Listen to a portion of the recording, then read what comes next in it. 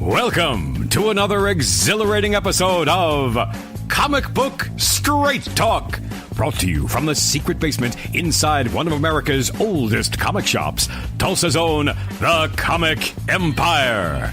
Now, true believers, open up your ear holes and get ready to have your head filled with the best comic book knowledge this galaxy can handle. That's right, it's time for another nerd overload with Comic Book Straight Talk. Welcome back to Comic Book Straight Talk. This is Dalian. Kenny. Jerry. Carrington. So today we're going to discuss, we're going to do what? Comic book jargon? Jargon, Lingo, abbreviations, words, Terminology. Happy post-Thanksgiving first about that. I mean, should have been done last week, but we kind of got busy doing something else, and so yeah, happy belated Thanksgiving. So before we get started, we want to recognize that Stan Lee has passed away. Yeah. And one of the greatest creators in comic bookdom, at least to some people. Yes. He was a good pitch man. Yes. Dal has differing opinions. I do have differing opinions, but as I say, we would not have the Marvel Universe the way that we know without his input and his pitching and promoting and pushing the ideas. His tenacity. That's a $3 word, isn't it? Tenacity? Yeah, well, you can't be a little bit rough and tumble in any business and right. And not to be able to succeed. So Did well. I acknowledge that, yes. So. All right. Yeah. Great. So I guess did y'all have good Thanksgivings, though? Before we jump into the jargon? So? Yeah, pretty good Thanksgiving. Okay. All right, so what are we going to talk about jargon? Well, what is just jargon? It's just terms of a particular business that outsiders may not normally know. I mean, a lot of new people that come into the comic world may not remember, or may not even know what these terms mean, but they'll start hearing them pop up as they get into it and people are discussing comic books. Like cool cover? Cool cover alert. Cool cover alert? Or is that just a Terry jargon that some of us know? A code for something. No, stuff like swooping. Yeah. Swooping is when Terry comes in and takes a deal from you, or vice versa. No, like a key issue. What is a key issue? Okay. Were you asking me what a key issue was? Okay. What is a key issue, John? I thought you were like, well, it's when what's an issue when something happens in. But it could be like a death. It could be a first right. appearance. It could be a new costume. It could be the first time the character had sex. Anything that has to do with the character. Yeah, like first appearances, death, events, special stuff like that. Marriages, divorces. The devil's taking the whole thing away and saying it doesn't matter. They don't have to explain it. And he's referring to Amazing Spider-Man. One more day. So yeah, the key issues are just special appearances, events that have happened, and people are usually after those key issues, right? More so than other books. Well, that's like New Mutants. Also, penises. well, apparently, Batman damned. Well, that is a key. That is a key issue. That is a key issue. That is the first appearance. Well, that's like New Mutants. There's only 2 books you have to go look for in the entire 100-issue run of New Mutants. That's number 87 and 98. Those are the 2 key issues from the whole series. Wasn't really 100 the first X-Force? Well, that's true. Yeah. I guess so. Yes, so 3. So 2 biggest ones. Right. Yes. I would say the others are minor keys. All right. We have a Grell. That Mike Grill? Drew Green Arrow for a long time. Exactly. Well, this is more of Grail. Grail. Yeah. There's 2 types of Grails, kind of. There's certain books people consider to be Grails, just kind of as a community. Like Green Lantern 76. Oh, Green Lantern 76, which is Amazing Fantasy 15. Right. And there's personal Grails, just Grails for yourself that you want to get. Speedball number 1. Speedball number 1, maybe a personal Grail to you. Black Hawk 133 for $1. Yeah. That was a swoop. Yeah, this books that you personal Grails are ones you really want for yourself, and usually is a key issue. Unfortunately, my personal grail falls under the grail for the entire community. Batman 13? Batman #1. One, that's right. Yeah. Is that the first one? I thought she appeared in Detective, too. Nope. She was in the Batman one? First appearance of Catwoman was Batman #1. Okay. And then how about some acronyms for titles of books that you hear often? TOS? Yes. TOS, Tells of Suspense. Tells of Suspense. TOA? Tells of Astonishment. You're going to speak up now. I'm You're sorry. being quiet again. I think you can hear me fine. It's just your hearing's going off. Because we've all known it for the last few weeks. ASM, Amazing Spider-Man. GSX, Giant Size X-Men. Whoa. UXM. Ultimate X-Men. Ultimate X-Men. Well, I was going to say yeah. Uncanny X-Men. But okay. Yeah. It could go either one, yeah. Yeah, it could be, yeah. Either one. Well, most people just say Uncanny. Well, that's true. So, GA, Green Arrow, GL, Yeah. Green Lantern. Yep. A lot of times it's just the initials. Right. Right. Just But the a lot of initials. times when you hear people say Amazing, they're talking about Amazing Spider-Man, not Amazing Fantasy. Or, Right. You know. Unless they're a Golden Age person. Then it might be, or Yeah. golden or silver, before that. But in general, it's referred Right. to Amazing Spider-Man. Then there's the MVS, Marvel Value Stamp. Marvel Value Stamps, which ran from 1974 to 1976. There were 200 stamps, 100 per series. What were they? Getting to that, these were They had no value. That's what's funny. But they devalued your book. Yes. If you removed them. right. They were printed in the back of your books somewhere, and you could clip them out and put them in a stamp book. And if you did clip them out, like you said, that affects the value of your book dramatically. And a lot of people did that. So I think what do you think the most famous story of that one? It would be the Hulk 181. Yeah. oh yeah, Hulk That's 181. the key thing that on the problem with that book is a lot of stamps were cut out. But those books, though, even with the Marvel Value Stamp cut out, are still pricey. Mm-hmm. Yes, specifically in. It used to make it, back when it was selling for, $500, it would knock it down to about a $80 book. Mm-hmm. But now that they're selling for, what's a 181 selling? $3,000 ish. Yeah, they're in the grands. Yeah. Yeah, so Knocks it down to about $3,000. $700 book now. Yeah, I mean, you can still get $500, $600, $700 out of it, even with the stamp cut out. Probably more than that. I don't think it's hurting it that much anymore, really. Yeah. Because did it affect story? I don't remember. I don't think no. It was an ad page, so I don't think it affected the story. So, then we have CCA, Comics Code Authority. Comics Code Authority. Yeah, That's an old acronym. I know Marvel and DC dropped it. right. Archie did too. Archie finally did. I don't even think it's around. They use it anymore then. No, it's really not. It's used probably anymore. just an empty storage closet somewhere in DC now. It came about in the 1930s. To That's where they about- hide all those bad books that they wanted to ban, in the 40s. All those EC stuff, probably. Yeah, it came around in the 30s to abruptly about 2011, and it sort of talked about the danger. I warned you if you saw that on there, dangers of comics. The comic 30s magazines. came around in the 50s I thought- because it was a result of the seduction of the right, innocent. with the ECs, which was the 40s, wasn't it? Was that 50s? That was 50s God, that was the because 40s. EC was the 50s. yeah, Okay. 50s. Yeah. I keep thinking they were in the 40s. I mean, they're great stuff, but I just, Yeah. it's hard to think. Yeah, okay. Or it may have been created in the 30s but didn't really impact anything until the 50s. It could have been maybe that's why they started switching to magazine formats. With Mad Magazine, yeah.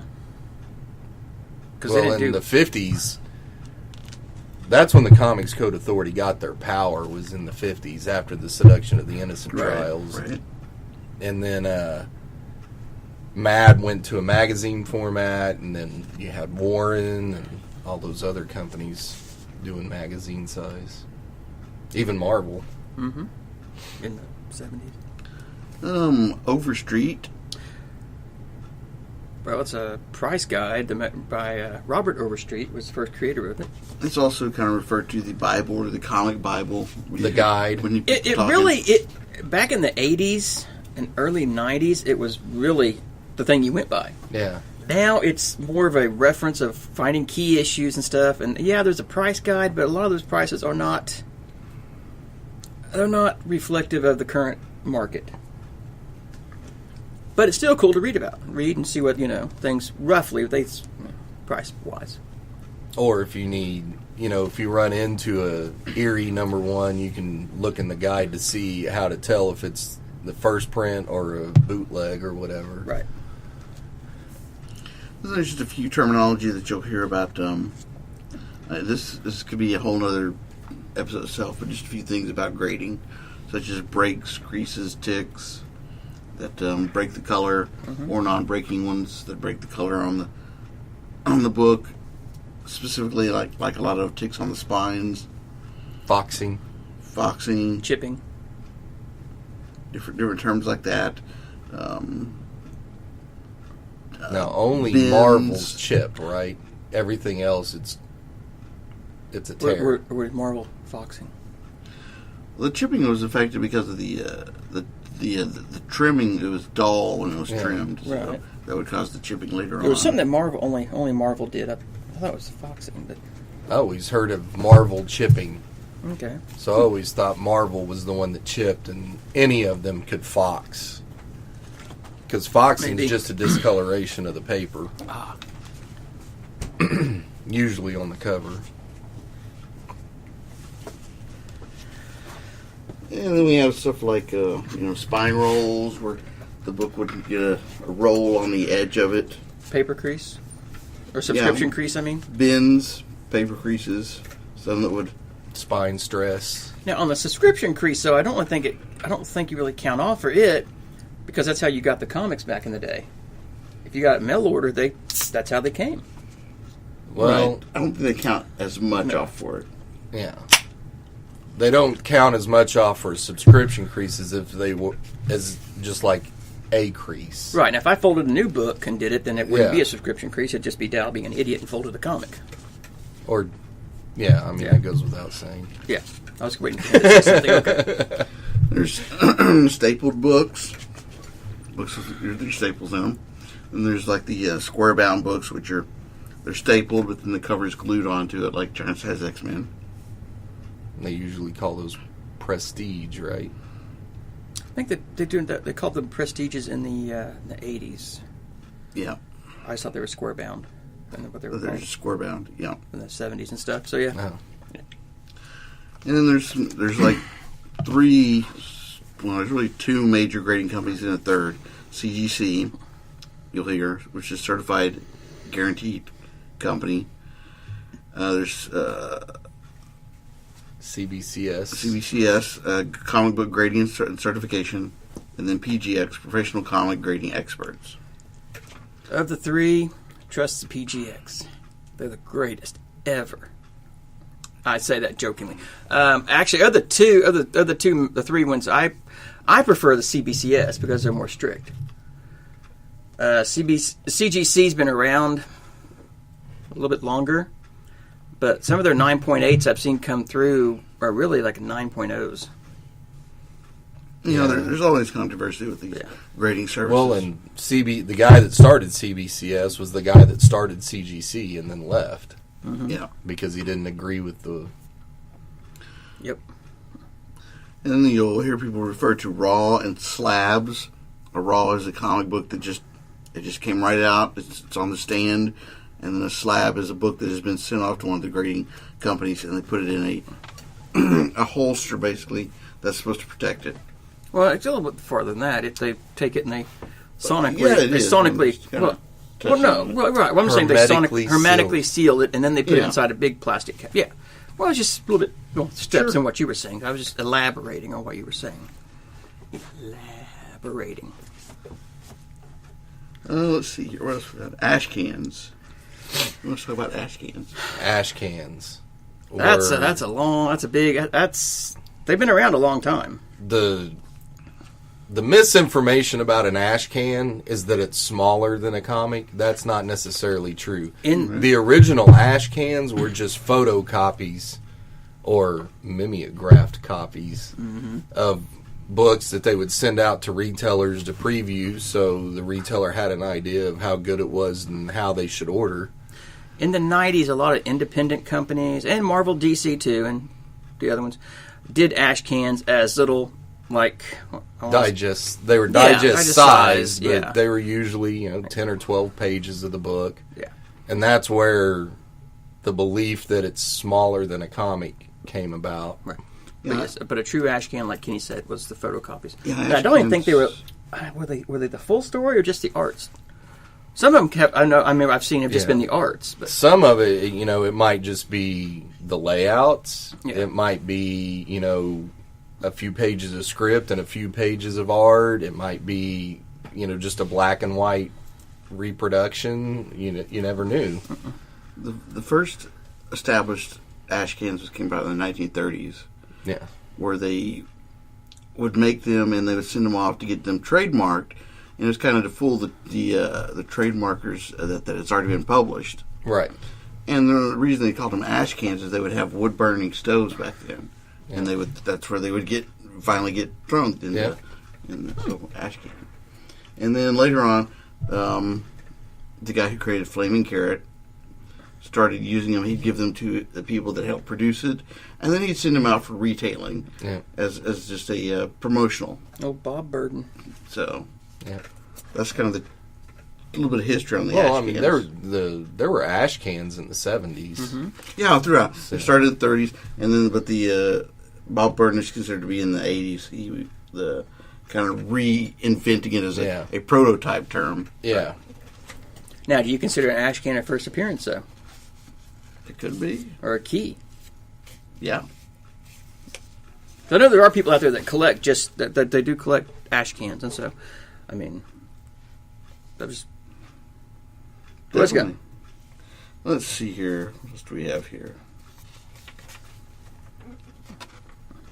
Trying to find the next subject here. I've lost it. He's lost it. You were telling me earlier about a Kickstarter manga. Mm-hmm. What was the name of it again? Battle Maiden Knuckle Bomb. Battle Maiden Knuckle Bomb. Okay.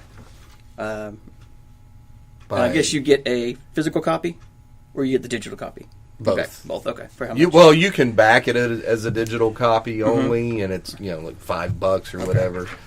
But the physical copy, I can't remember what the price was. 15, I think. That's not too bad. Okay. And it's like an actual. I think it was 60 pages or So about something. the size of an actual manga, then. Yeah. Okay. Cool. I'll go check that out then. And I would say the guy's name, but I'm going to pronounce it wrong. But I think it's Kun Lee, maybe? Okay.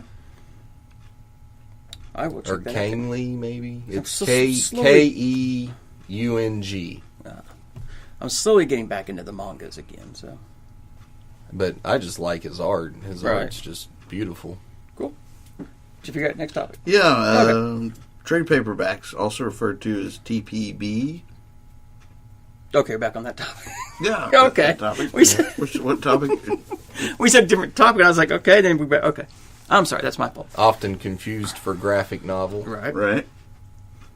Yeah. There's a difference, though. Collects X amount of issues, usually. Yeah, anywhere usually between cheap the trade or TBP. TPB. Yeah. TPB. TPB. I just call them trades. Were like reprints, whereas the graphic novels were original stories.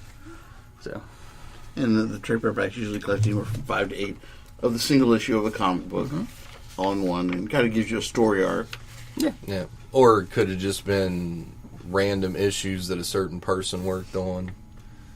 Yeah, I know Marvel's been doing a lot of that lately, going back and collecting like the Peter David, Volume 3 of Peter David's Hulk, the all-in-one, kind of thing. So, Or they did the McFarlane. Visionaries, Right. where maybe it wasn't all Spider-Man. Maybe it was just, whatever Art Adams worked on Yep. at the time or whatever.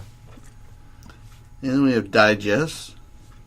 Which we kind of touched on with the ash cans. They're a little smaller size, a little square boundish. Collected editions of smaller height and length. And they were usually about 64 to 80 pages.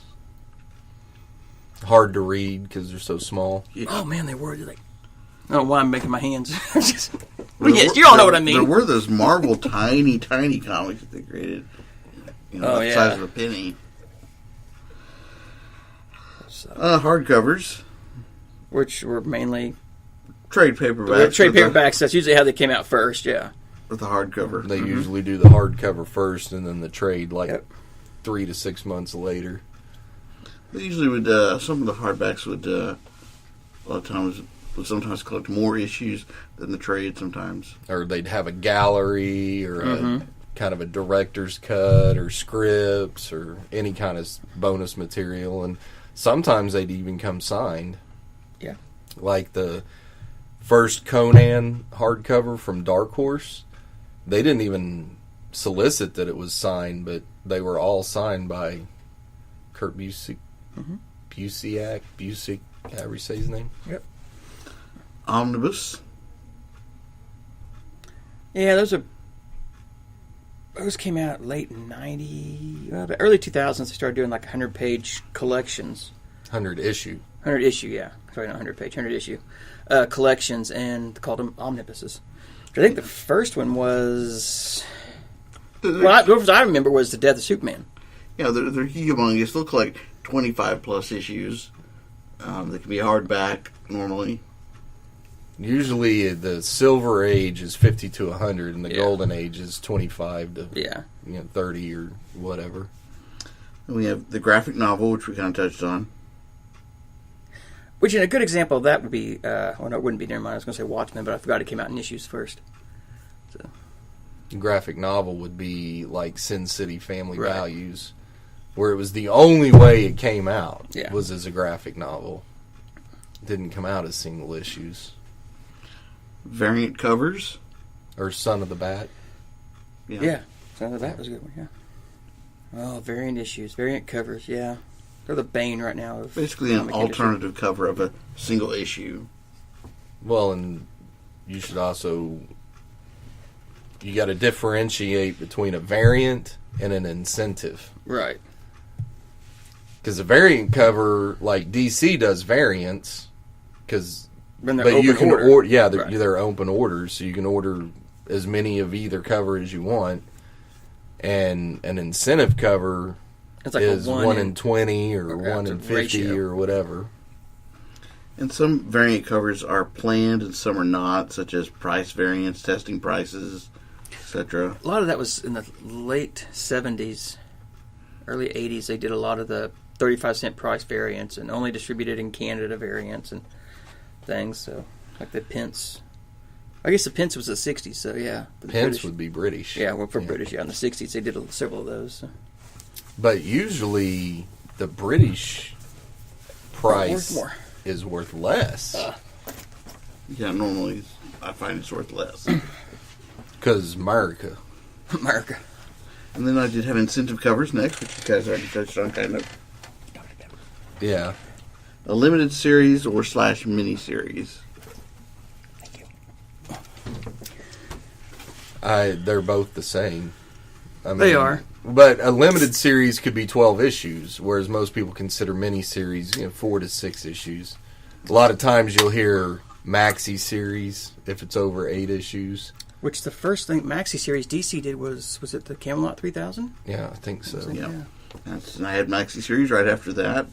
First maxi series from Marvel 12 was 8 to 12. Yeah. Marvel Superheroes. But you get the whole story right. in this amount of issues, and maybe it's 2 characters that are popular at the time, but the company doesn't think that they can sustain an ongoing series, so they give them a like how mini-series. Moon Knight should be done, and Deadpool.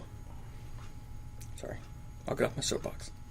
And a lot of companies will do just mini-series, like Lady Death. Only ever comes out in mini-series or single issues. Then we have annuals. Well, those kind of speak for themselves, or come out annually.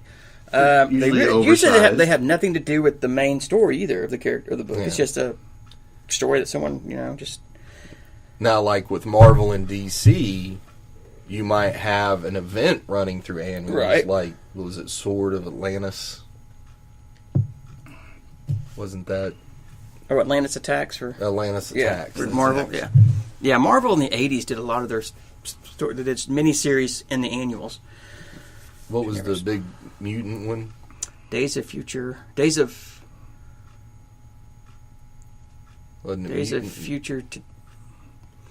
what was the 2-issue one? Days of Future Past Right. Yeah. is the 2 issues. So Days of Future Present. Present was the Present. miniseries one, yeah.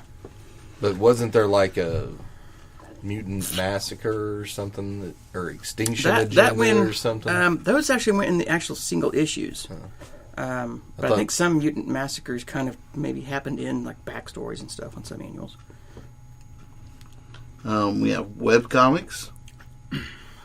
Spiders make them? Basically, that's pretty self-explanatory. Comics that start out online only, Yeah. digital only, and Viewing then on the internet. end up becoming graphic novels on Sometimes, Kickstarter. yeah. Crowdfunding. There's another one. Yeah. Yeah.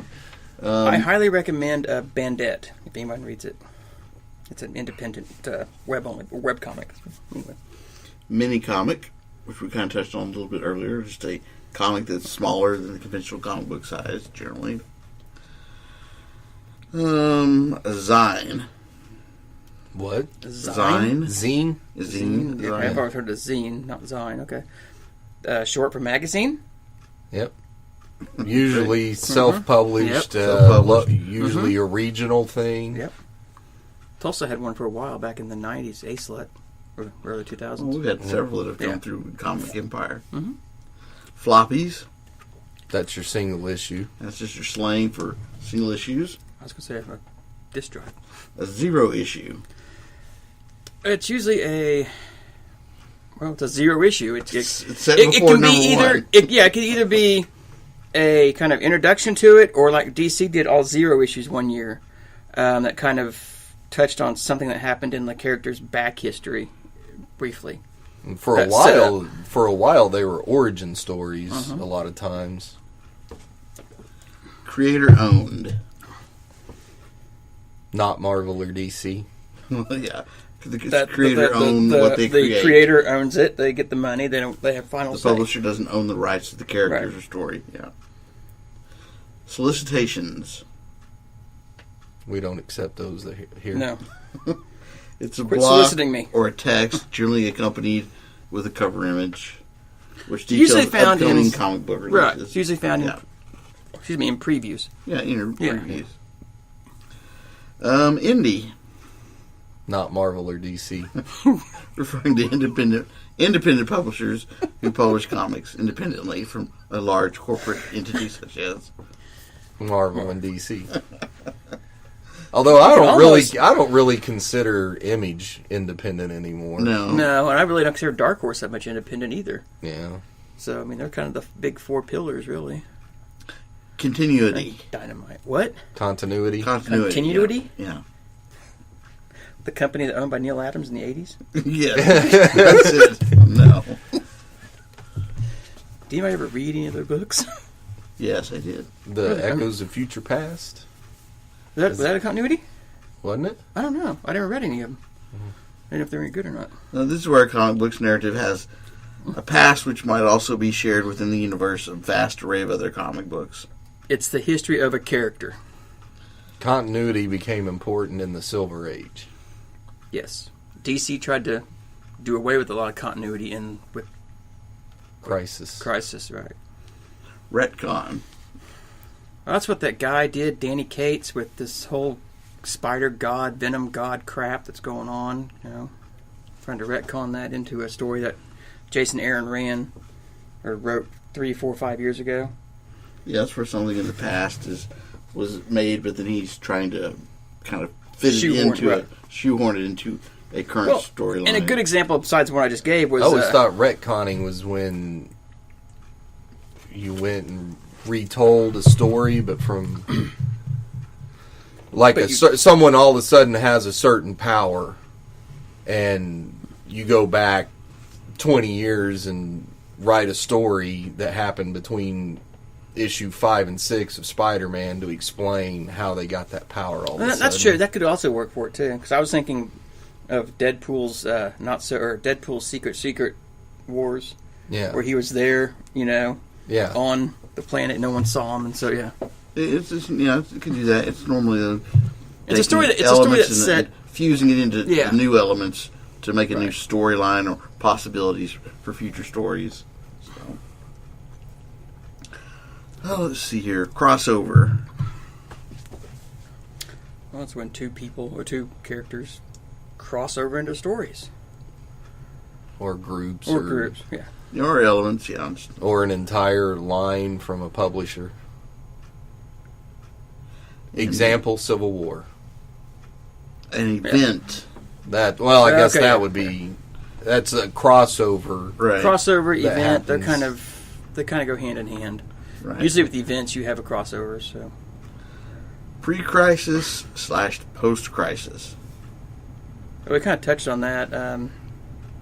Pre-crisis would be Silver Age, Golden Age, and Bronze. Bronze, stuff that happened before 1983 in the DC universe. Well, I'm speaking more of DC Comics history. Yeah. Well, that's just what I said. Okay. He just didn't say DC. All right. Yeah, well, yeah. Yeah. But it's referring to Crisis on Infinite Earths. Yeah. But DC's kind of undone all that now. So. Yes. Pre-Flashpoint. Same There thing, again, except same with thing. Flashpoint. Yeah, in 2000s, The New 52. which came after Flashpoint. So that was the New 52 was the continuity of stuff for DC Universe after Flashpoint. What if CW wrote DC Comics? Okay, yeah. One Shot. A single issue story, Back issue. not the current issue. I mean, how else do you not explain it? I mean, It's back issues are, yeah, single They're- comic.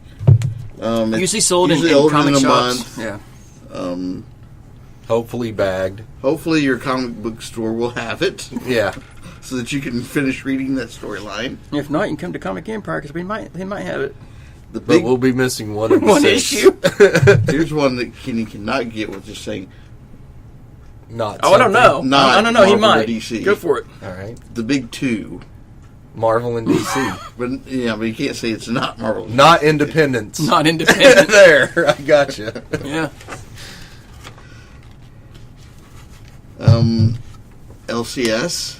Local comic shop. Yep. And Comixology, It's an It's internet. a digital comics. source for digital comics. Yeah. Well, that's most of them that I have, and we kind of went over them. We can always do some more later on. What's but, 4-color? 4-color comics. CMYK. Okay. But why? What are the 4 colors? I just told you. Cyan, magenta, yellow, and Black. The K is black. yeah, K is black. Yes. Huh, okay. because cyan is blue, magenta is red or pink. Yellow. And Yellow. black is yellow. Okay. Okay. And when they originally produced comics, He they would- has all this history of stuff, and Yeah. I ask him a question. He's like, the original coloring process. Of, CMYK. "Yeah, but he's explaining it. You didn't." Oh, the original coloring process of comics was to take acetate sheets of those 4 colors, and you would just lay them over until you got the color you wanted. But there was only those 4 colors. But now with digital, they're Right, 4 yeah. colors, a thing of the past. Right. And that's why the old Golden Age comics are so bright, because they had to use those colors, those 4 colors, and mix them until they got the color they wanted. And that's why you didn't have a lot of purple or green, because it required mixing colors. And that's why Hulk was originally gray, because they didn't want to pay someone to color him green throughout the book. Yeah, it costs more to mix Now, those see, colors. Yeah. that was a better answer than his CYMK. It's also a review website run Yep. by Mark Allen Yep. Nickel. Yeah. 4-color comic review. Check it out too. So that's all I had for this What about episode. If you guys See? have any more? what about Foom? Yeah, you didn't have that. People come in looking all the time looking for film. You had a list of jargon. We're just throwing new jargon at you. Foom was Friends of Old Marvel. Mhm. That was the original fan club for Marvel. Yep. The Mighty Marvel. The Mary? Mighty? Was it the Mighty or Mary? Mary was the bullpen, wasn't it? Yeah, I think so. They had a nickname for the bullpen, and they were the Mary something of Marvel or whatever. Yeah, but the Mary Marvel Marching Band. Yeah. Yeah. Yeah. But Marvel had some kind of like army or something. Marvel Zombie. Yeah. Let's say Marvel Marvel Zombies, but it wasn't it? It was Mighty Marvel Collector Society or something like that. Yeah, we can definitely come up with some more terms. Yeah. There's more out there. Yeah, what's a foe? What's a foe? I don't know, what is a foe? Friend of the Empire. Yeah. See? There you go. Man, he's not a friend. Oh, there's You also, failed. There's Foom. That's, We just touched on I'm Foom. talking about the other Foom. Fin Fang Foom? Fang Fan Fang Foom? Okay, someone walks in and asks me for FFM. I'm like, what the hell are you looking for? Looking for FFM. What's Hear that. FFM? Yeah, what's Fing that? Fang. Well, I'm sorry, FFF. Sorry. Yeah. Fing Fang Foom. Sorry. I think I'm going to ask you for a Foom. Give me Fooms. No. Yeah, just in the bathroom there. I- There's a bad Foom. I remember once someone came in and asked Mike about Fin Fang Foom, and he said, you got to say it 3 times fast. All right. That's all I had. That's all you have? That's all I had. I just thought it'd be an interesting subject Yeah. to touch on, and if we come with some more terms, we can bring those up. And Sniping. What is snipe? That's important to the That comic is, industry. that's right. Yes. What is sniping? I've never done any sniping. It's an eBay thing where you place your bid and you're waiting for those last few seconds. You're going to win it, and then some asshat comes through and just snipes you, which is basically putting a higher bid at the last second to beat you. I'm a comic book. Within the comic book. What's it on eBay? Right, I know, but we're talking about comic well, books yeah. specifically. But, Well, I mean, I figured if they were listening to this, they kind of automatically assume that was a comic book. well, sniping happens on eBay, Yeah, period. yeah. But it impacts comics a lot. Mm-hmm. Because a lot of people won't bid on an auction until the last 10 seconds. And sometimes you're glad that they beat you on it as well. Yes. You're mad when they do it, and then, you're saying you bid too much on it? Yeah, you're you're going to regret it if you win it. You know? Yeah. And then there's relief when you didn't win it. You place your bid for $80, and then you have instant buyer's remorse, and then someone comes in and snipes it up to 85, and you're like, Yeah. relieved. I could have bought that land for $4,000, but someone beat me $4,100. Oh, thank God. Yeah. I did that once. I don't know why. But, yeah. No, anything else? That's all I brought to the table. Nothing else you want to talk about? Anything you've read this week or last week? You want to throw out that you want people to go look for? What about you? I asked you. I've got a recommendation. The Lodger. That's one I haven't got a chance to read it, but I think I said it early on doing a couple that? of weeks ago Dave Lapham. that it looks like it's going to be really Through good. IDW, isn't it? Lapham? Latham? From Stray Bullets. Yes. Yeah, okay. But through IDW. No. No, it's not IDW. It's Oh, IDW. it's IDW. The Black Crown. The Black Okay, Crown. it's not okay. Image. Okay. No, it's not Image. I It's did say IDW. IDW. Where do you get But Image it's the at? Black Crown imprint. Right, It's- okay. You said IDW, but I had Image on my head. Yeah. So. Yeah. I read it. It's pretty good. Is it? Yeah, I saw it in there. I know I ordered it, so I'm looking forward to reading that. It's already been out. I know. I just haven't got my books yet. Oh. So. Oh, It okay. came out this week. No, it came out like 3 weeks ago. Okay, so you may have it already then. No, I don't. Oh, he did. Oh, yeah. Yeah, okay. He hasn't got his books yet. Okay. Oh, you're a traitor, huh? Oh, so anyway. On that So note. he's a toe. So, He's a traitor of the Empire. check us out on Facebook. Toe.